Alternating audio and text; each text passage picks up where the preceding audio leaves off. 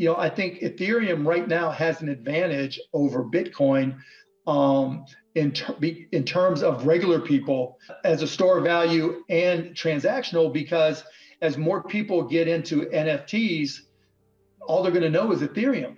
They're all going to have to buy Ethereum in order to do it, right? And I think over time, right, as there's winners and losers, you're going to see the yields come down because of the inefficiencies that you get to take advantage of some of these things, right? But even then, the friction to being your own personal banker by having your own bank account that you control in your wallet, and being able to use DeFi to give yourself a quick loan at a small percentage, right, while hoping your asset increases in value, that's a big deal.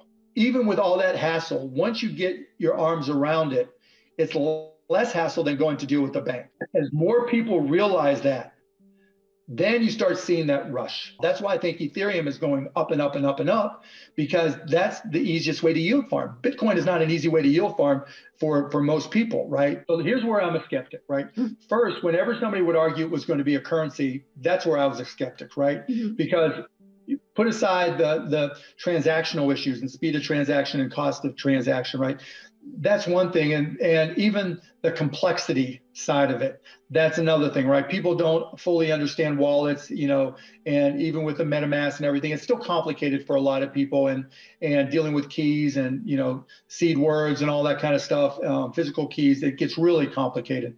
But where you see me really start to get skeptical still when it comes to Bitcoin in particular is the whole thing where people like to talk about fiat, right? Well, there's so much inflation in fiat and there's so much money printing that this is a hedge against fiat, which is the exact argument that gold bugs make, right? I just disagree with that completely. I don't think that there's any correlation between what happens with the Federal Reserve and what happens with the price of Bitcoin. And over the next 5 years, I was certainly a naysayer.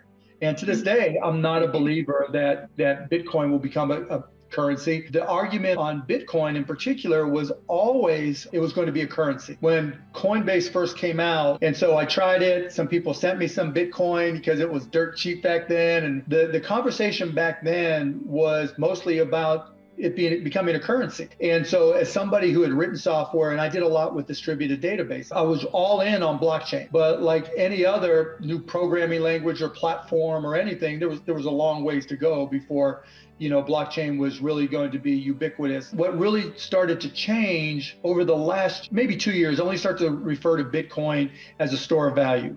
Nobody's really talking up the whole currency thing any longer.